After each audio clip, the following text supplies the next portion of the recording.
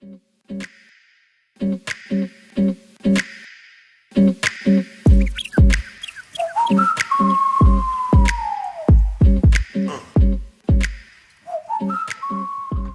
this is Brother Nia from NABSS TV, and today we're interviewing Brother Makola from the Garvey Lumumba Academy, which is now based in East London. Yeah? So yeah. Greetings, brother. How you doing? I'm good, thank you. Thank you, Brother Nia. Yeah. So we're not particularly, Yeah? I'm saying we're not particularly based anywhere at the moment because obviously the COVID situation, but we were in North London. At the moment, we're operating online. So we're just using, my East London address, yeah.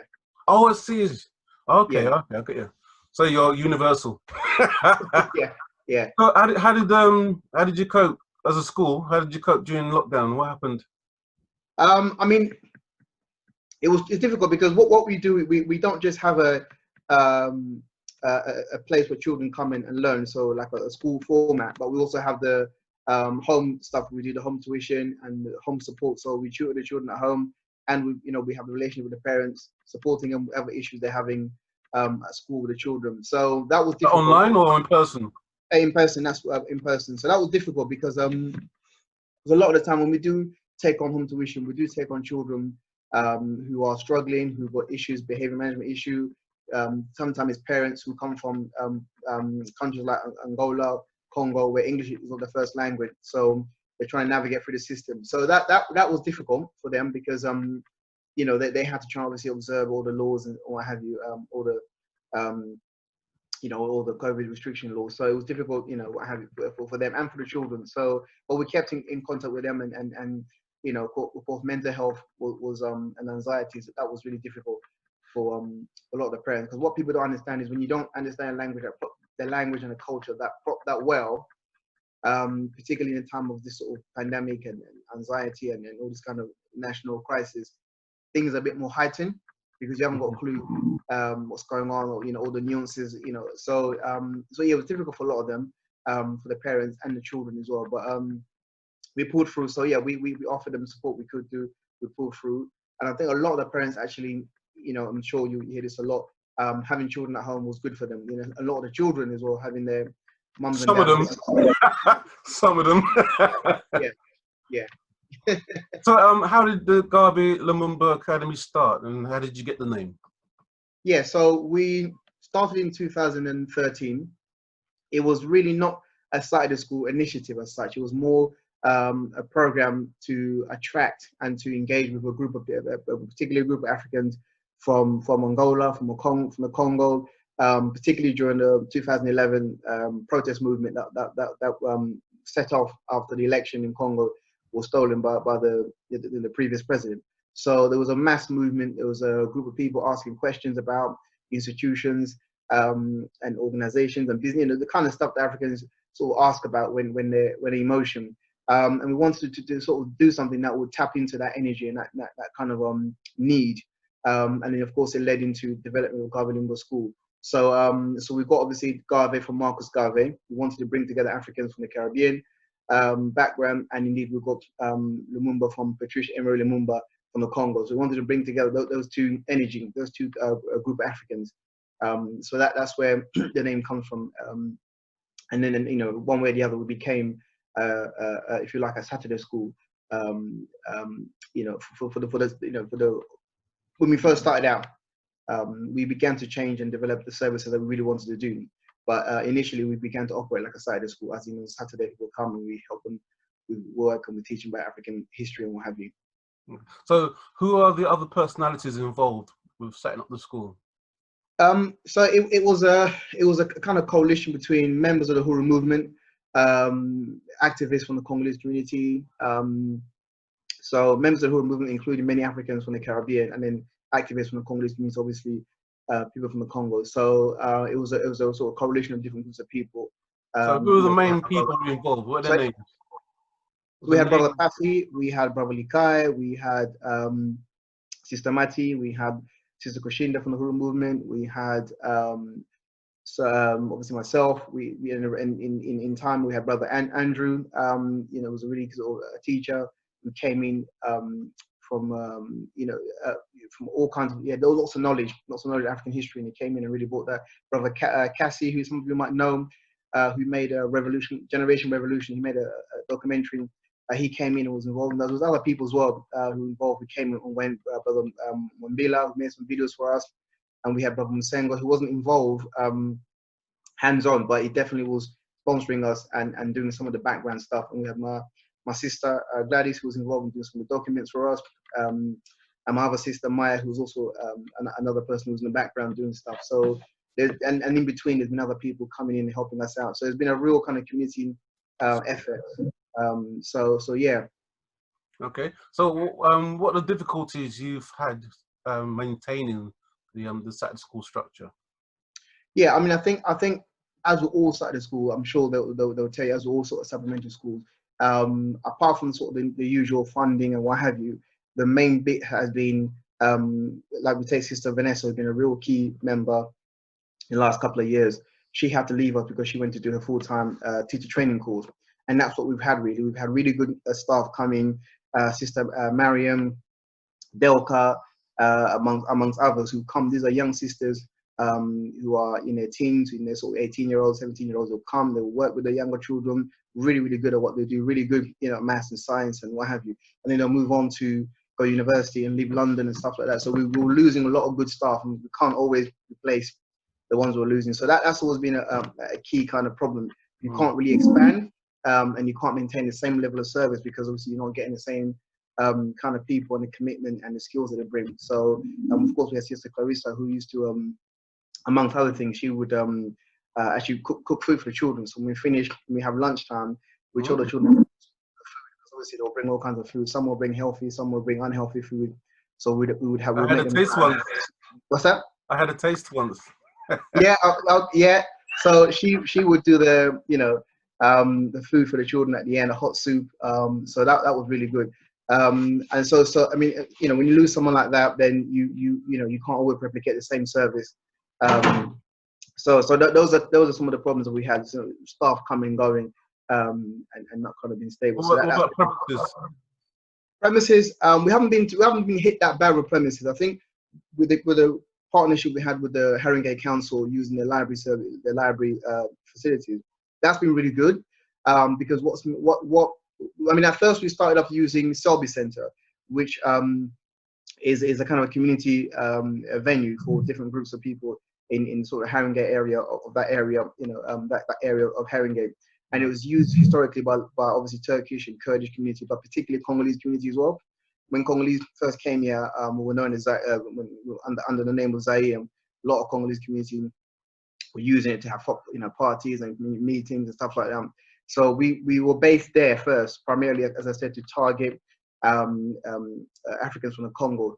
And it was also because we were invited by a Congolese group who were doing campaigns in the community around domestic violence and around sort of child protection stuff. And they said, well, you can use our venues and work with the families and the children that we engage with, and that would be good. So that's another reason why we set up, we were set up primarily to engage with those kind of families who were not tapping into all the other services that already existed. And then, of course, one thing happened after another. They lost the funding, and then we had to move on somewhere else. So we ended up, unfortunately, being right next to another side of the school, which was, not by intention. So being in Selby Centre was really good because we had Africans from the Congo who would have church meetings and church prayer meetings on Saturdays, and then their children would come. We'll go upstairs, literally upstairs where we were, and they'll be educated by us and what have you. So it worked really, really well in that sense. And so losing that venue was a problem. It wasn't our fault. It was it was the organisation themselves and the issues they had with the funders and what have you. So that was a big problem. Okay, so what's your outlook for the future? Sorry, what are the positive points of running the school? What are the good stories you have? Oh, we got plenty. I mean, of course, the highlight was being recognised by NABSS award. That was really good because sometimes you just getting on with what you're doing. You don't really expect to be recognised, and so that was really good. I think the staff and obviously the children really appreciated it. So that was really something. That was a highlight. But in terms of the actual achievement of the work that we're doing, there's been plenty. There's been the workshop we've done with the University of King's College, London, through another organisation, which sort of, I think it's called Enter University, I think it's called, Oh which yeah. works with children under sort of 13 and gets them thinking about university. And it was really good to see our children and the maturity that they've developed through the school, where they were talking about their future, what they want to do, and they were looking at issues in the community and what they could do to sort of, develop skills to change that. We had one young boy. It's a small example, but for me, it still touches me because he was a young boy and he was struggling in school and he had all kind of issues, family issues at home.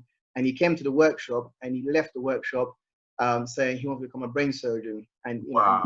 yeah, he gets, and that for me was fantastic. There's been other issues where we've had children, mainly young boys under 10, who had issues in school. The parents are struggling, and we've been able to intervene, not just educating the child, but also intervene within the family as well, to support the family structure there. So yeah, and the parents were, more than happy to sort of help us, to thank us. So we've had those kind of mini successes where it's not really about just the education of the children when they come to us, but it's the follow on, it's the relationship we have with the parents and the whole community as well. So that for me was, is some of the little sort of mini kind of achievement. And of course, the big achievements has been supporting also the staff as well. So as I said, we've got Sister Vanessa, who left us to become a teacher from the experience she got from working with the children, and the support that she got from other staff. We've got other staff members who left to do university courses, and they've come back and we've given reference. So we've sort of been a place where people can actually move on and develop their own skills. So not just the children, not just the family, but also the staff themselves, and the relationship we have with each other, and the knowledge we get from each other. So that's been really good to support people's career development as well. That's the reason why people get involved in the school, but it's the fact that they get more than just supposedly helping other children, but they get something out of it as well. So it's a mutual thing. Yeah. Excellent. So when a child comes to your school, what kind of lessons do they get? What subject? So what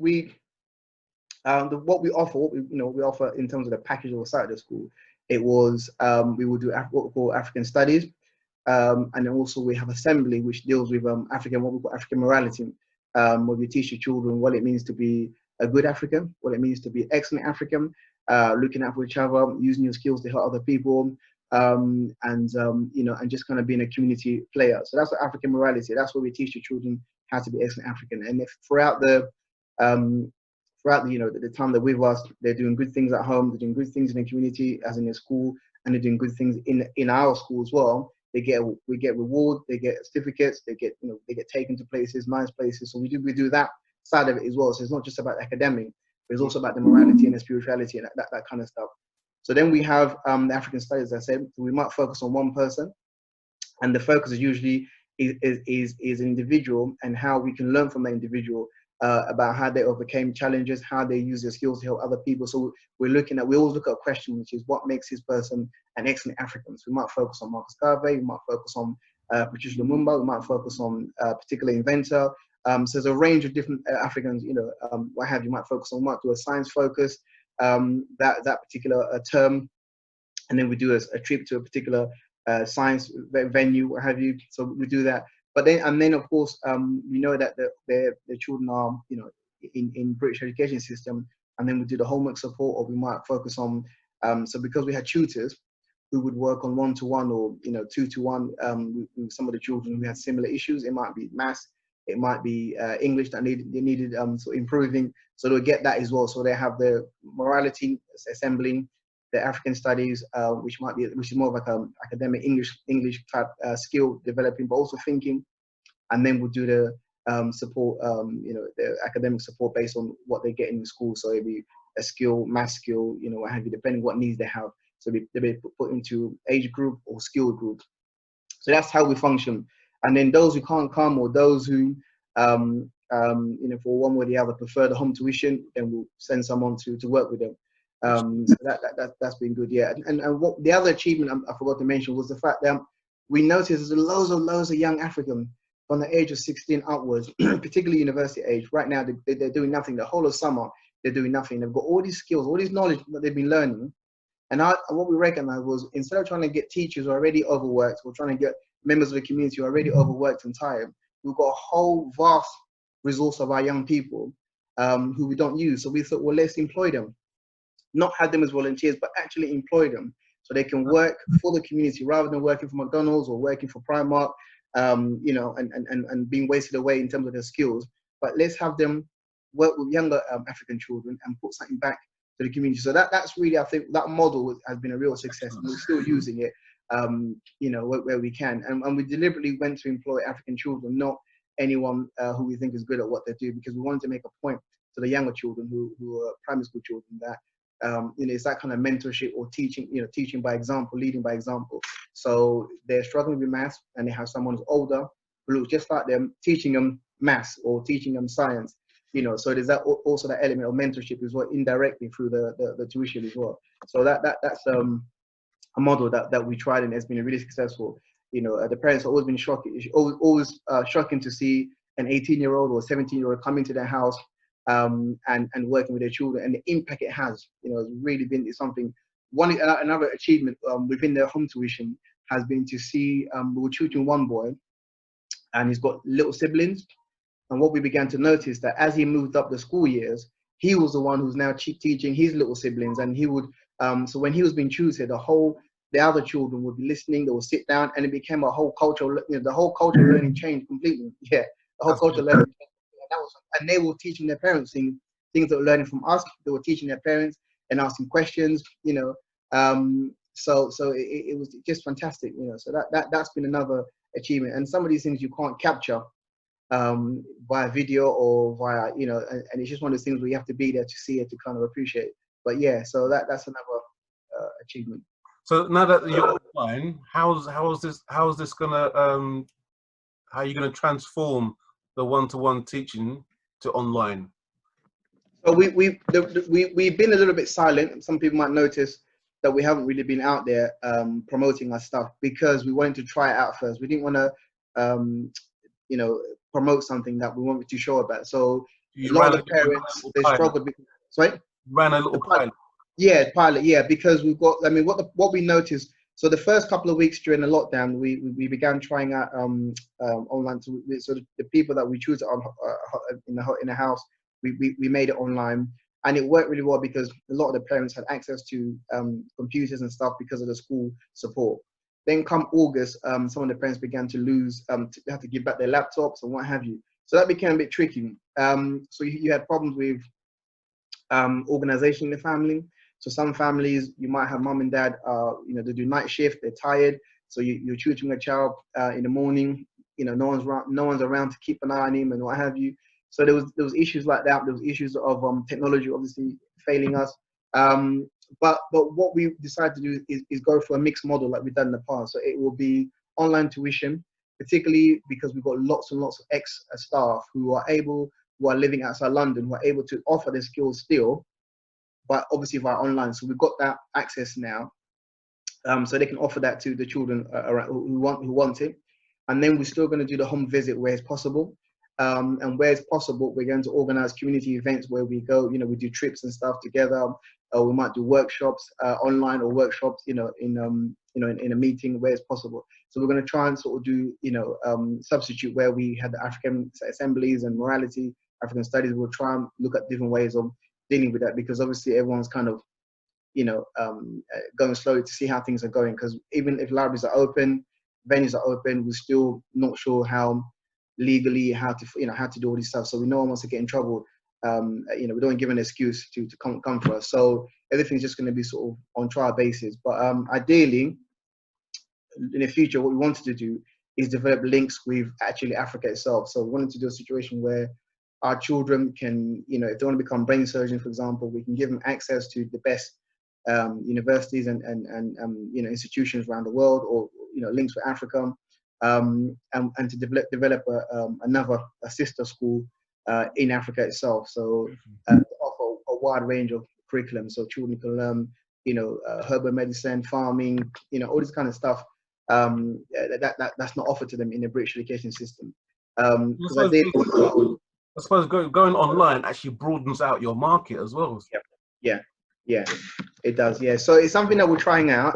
It looks okay because we're getting back our ex-staff, who obviously I said can't be in London, and where parents are a bit more organized and they have, you know, resources to do so, we're going to offer them that. If they want something one-to-one, then we will look at, you know, how we organize that, because the staff are there to do one-to-one. But in terms of the actual school itself functioning as a school where you got loads of children in one space, obviously that's all down to, you know, legality and you know, or the way the laws are changing. We have to see how we go with that. But we are looking at doing events where children and family can come together via picnic or via sports events or via, you know, joining another meeting or events. So we're looking at sort of doing things in that kind of way. But we'll see how things pan out. But in the future, I think with the GCSE crisis, it's clear they're not going to recover from this at all. I think you know, this pandemic has accelerated what was happening already, because every time our children would do really, really well in the GCSE,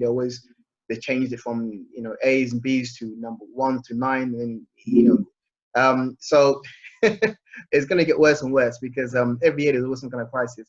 If they do too well, or it's too easy, if it's too hard, or it's too, you know, it's not fit for purpose. They're trying to compete with, because obviously they used to lead in terms of education, in terms of, obviously as an empire, they held back all the development of the other countries. But now these countries are independent from China, India, Brazil, and they can't compete with these other countries, because these other countries built an education system to try and catch up with the West. And now they've excelled and they've gone beyond the West. Now the West are trying to catch up with a system that was not built to compete with, you know, with the empire, you know. So and we can't be part of that system. We need our own education system, like the Japanese had their own education system, which was about recovery, catching up.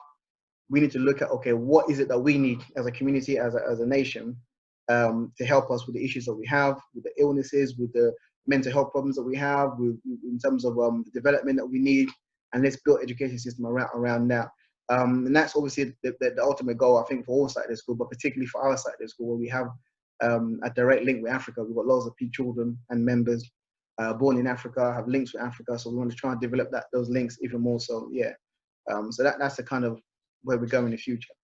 Well, you've already answered my next question.